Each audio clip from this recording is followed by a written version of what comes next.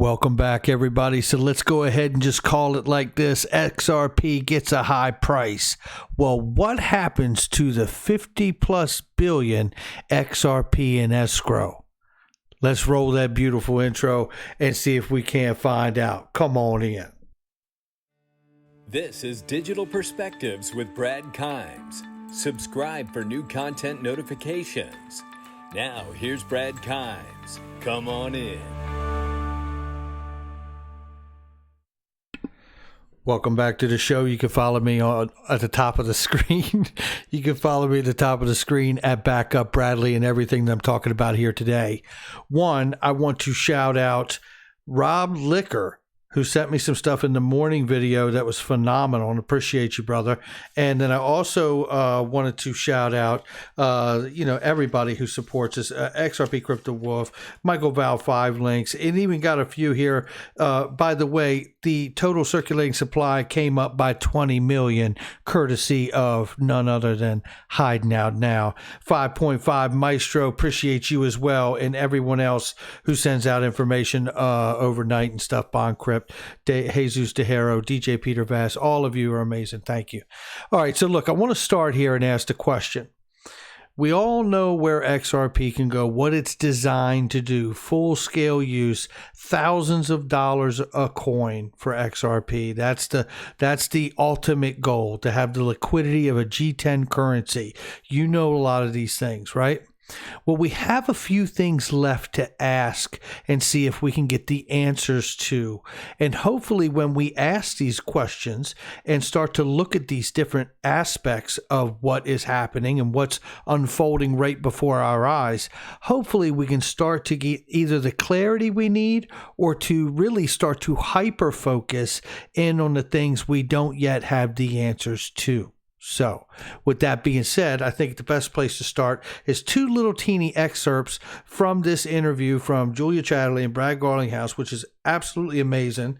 And let me get the paper up here so I can get my time marker, and we are right on target here. This first one is you're going to hear Brad Garlinghouse tell you that he and the customers that use Ripple and RippleNet and XRP see XRP as a currency. Let's check it out right here. Clarity and that certainty. It's very clear to me that XRP is being used by many companies as a currency. You've had the U.S. Department of Justice refer to XRP as a currency. You've had FinCEN refer to it as a currency, but you haven't yet had that clarity from the U.S. SEC. Stay with me. We got it. A lot of you know that. Come on, hang with me. See if you can't smell what I'm stepping in. So the next place I want to take you here is down here to 25 minutes. Let me cue this up.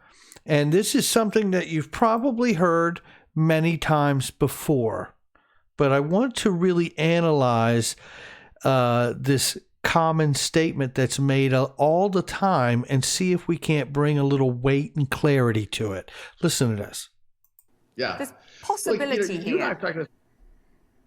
I've always kind of viewed Ripple as, Ripple is to payments as Amazon was to books, where Amazon started with just doing books. And my vision for Ripple isn't just around cross-border payments. The underlying vision really has been, how do we do things to enable an internet of value?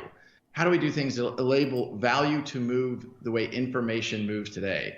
And that's going to be a multi-year, maybe decade journey where there's going to be a lot of different use cases across different transactions that aren't just about payments. Maybe it's about insurance efficiency. There's a lot of transactions out there, and the core, any efficient blockchain is allowing two parties to transact without that middle transaction. That reduces cost, that improves speed. Those are all good dynamics. I think you're going to see these technologies like the XRP ledger applied to a lot of different use cases over time. Okay, I'm going to wrap up the interview. And there you have it. So he's laying out to us what he has said many times, that what he sees out of Ripple is much like what he saw out of Amazon and Amazon Books as it expanded into becoming the Amazon it is today.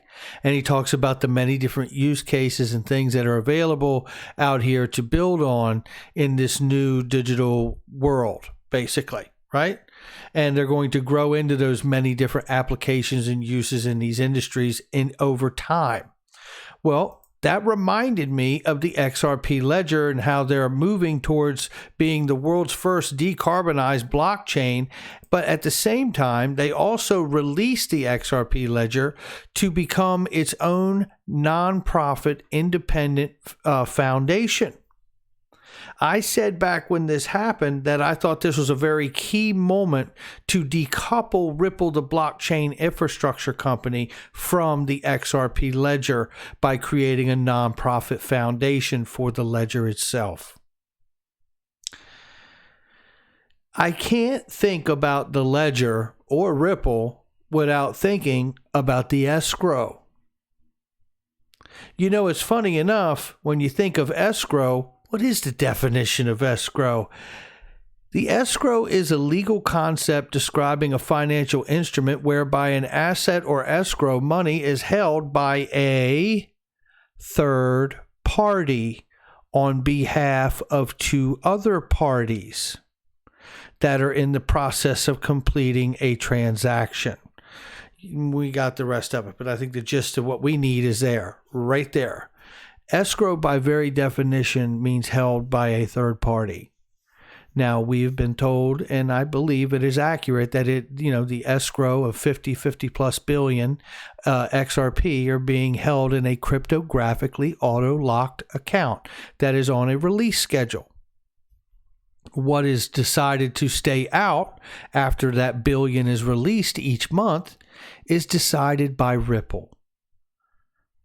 What I find interesting about this is that, it is comparable to, say, Chevron and oil, Ripple, XRP, and to see that, but that's as seeing it as a commodity, right?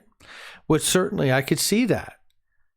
The difference between Chevron selling and pumping and making oil and then selling it, for profit, just like, Ripple using XRP and using it with their customers and getting it out to their customers, I see that analogy. The difference has always been for me that Chevron doesn't have the rest of the world's oil in its warehouse. Ripple holds the rest of the world's XRP in its cryptographically auto-locked account. So by the very definition of escrow meaning third party, I have to wonder, what does third party mean? I've greatly speculated on the idea and notion that it could be PolySign. Shout out to DAI for that. I don't think I could ever say PolySign again without whispering. If you don't know, you got to check out DAI. I can't imagine how you would not know. But shout out to him. But PolySign, I have thought for a long time, because David Schwartz and Arthur Brito, obviously on the board there, and were a part of designing and creating PolySign, which is really a custody solution that can scale into the trillions. They've changed the line now, but that is certainly something they have said at PolySign. So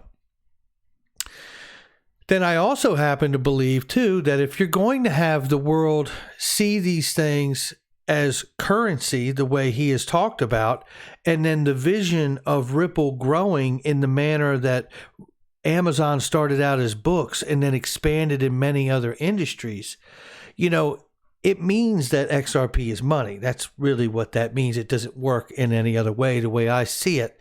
But the reality here is I come back to the idea of, the escrow.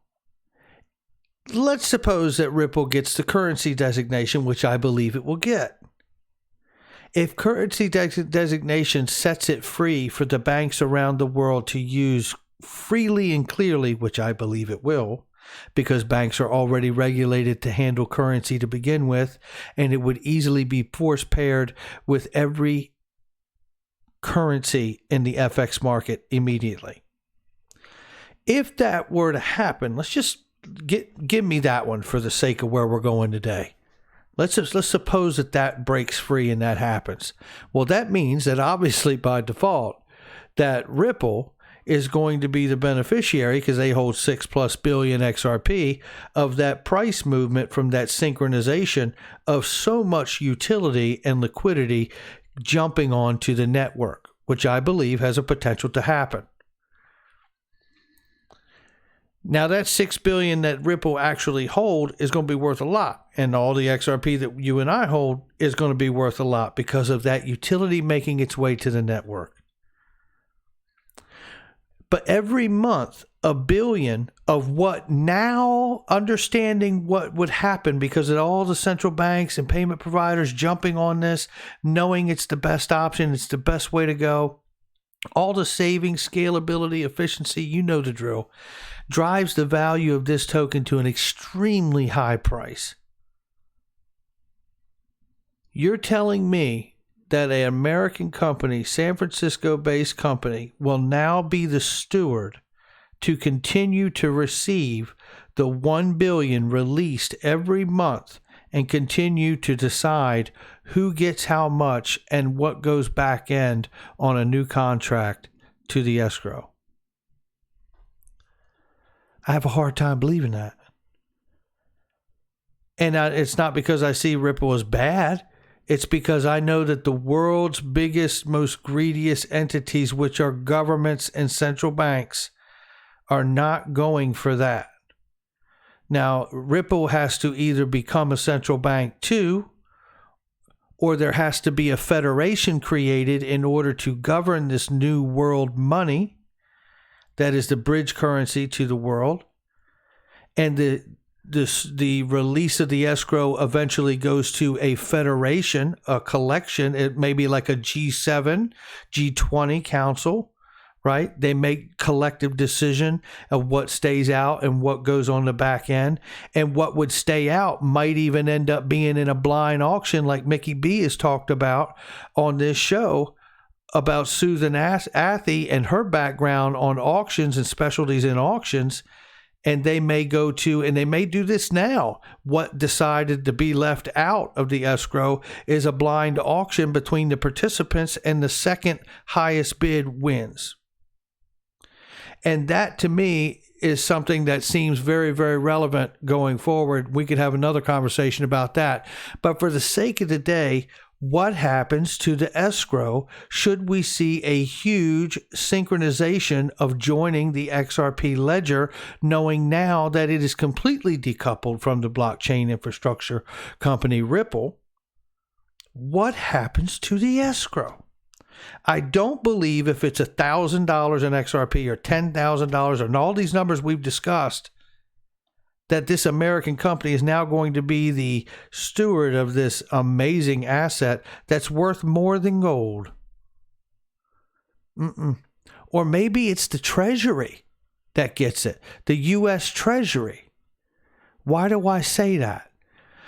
Well, because we know that we've heard people from Morgan Stanley, we've heard the analysts come out and talk about the fact that the U.S. dollar is already declining and currently falling like a manhole cover from the sky, looking to lose another 10% on what is already fell off the dollar over the next 6 to 12 months. It needs a solution, right? The understanding that the United States can't pay its bills. I have said this for a long time, that, there is an imaginary line in the sand to the printing machine, and it's called confidence. You won't get an email when the confidence is lost in your dollar, but you'll know the day that it happened. It may seem like they'll never, ever stop printing money, but the reality is something massive is in the works, because when you look at this G7 from just a couple days ago, and Steve Mnuchin says, during a pandemic, a global economic shutdown, one of the main discussion points here is the need and the agreement among the G7 finance ministers to regulate digital currencies. Yeah, that's right. Not only that, but the G7 officials reiterated their support for the G7 joint statement on digital payments in October, which said digital payments could improve access to the financial services, cut inefficiencies and costs, but should be appropriately supervised and regulated. Now, that just sounds like academic speak, doesn't it? But you know what's interesting about this to me? Because maybe that federation ends up just being the United States Treasury. Did you think about that one? We've all considered the IMF.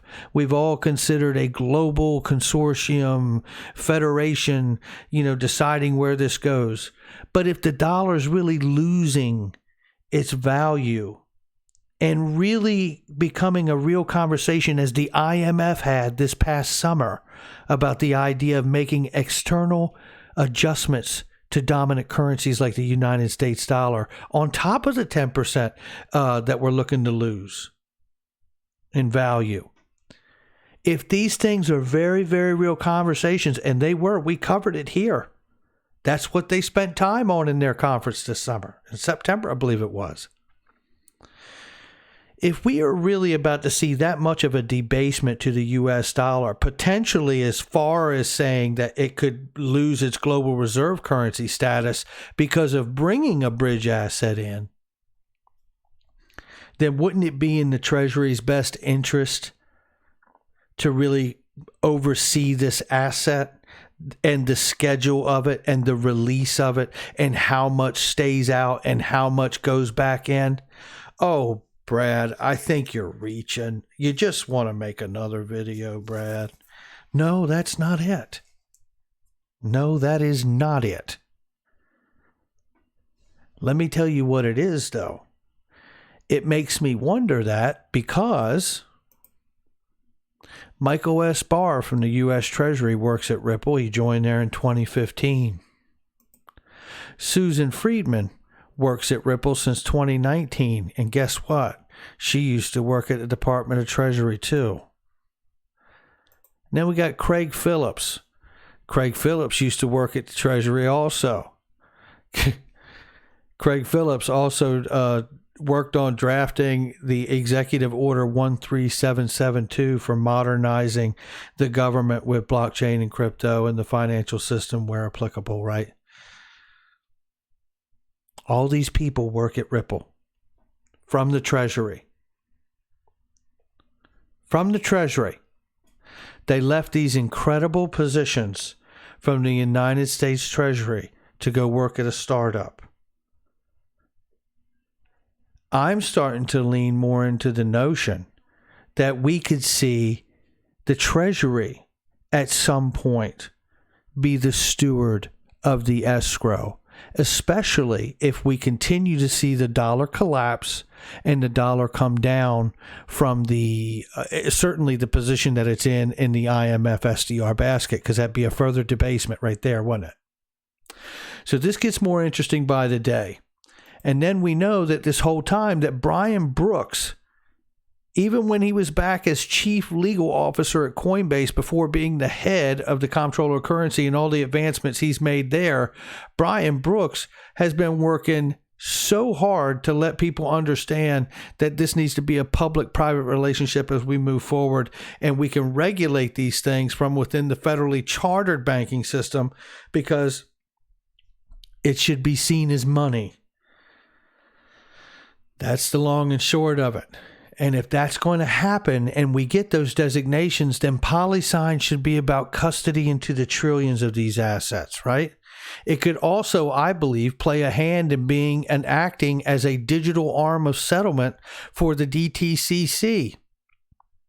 Because the DTCC had been working on Project Ion and Project Whitney, which is really a combination of tokenization and DLT, asset digitalization. I got to tell you, and Brian Brooks has been saying these things since even before 2019. This is when he was a chief legal officer at Coinbase, talking about the private sector should build the U.S. dollar. And here we see the U.S. dollar being used on the Stellar network through the federal government, sending money down to Venezuela. Here we see that, the Stellar network is being used for the oldest bank in Europe, or one of the oldest banks in Europe, and releasing a digital euro there, and also going to be releasing a bond. This really all leans into me that we need to see the systemic, important financial market utility. That's what we need to see here.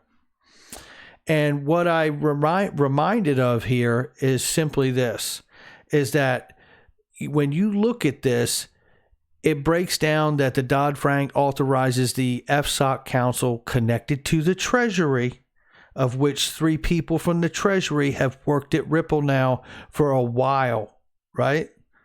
Why is it so important that the U.S. Treasury have 3 employees at Ripple? I have to say it's pretty compelling, and knowing that we're getting down to it, and we can't understand this without looking at the U.S. dollar and the current economy and the world economy and the fact that it's all been turned off.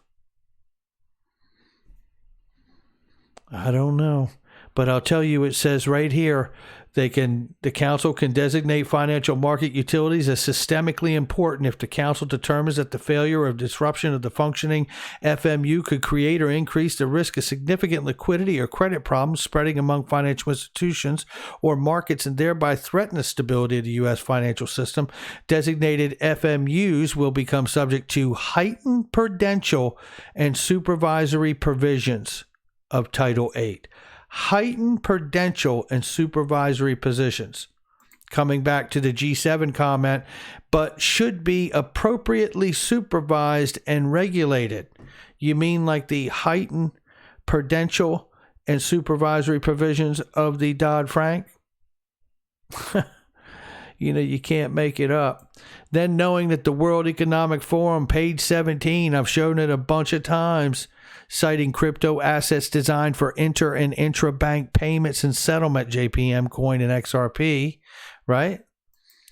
And then here we have the PDF from the IMF over the summer in late August.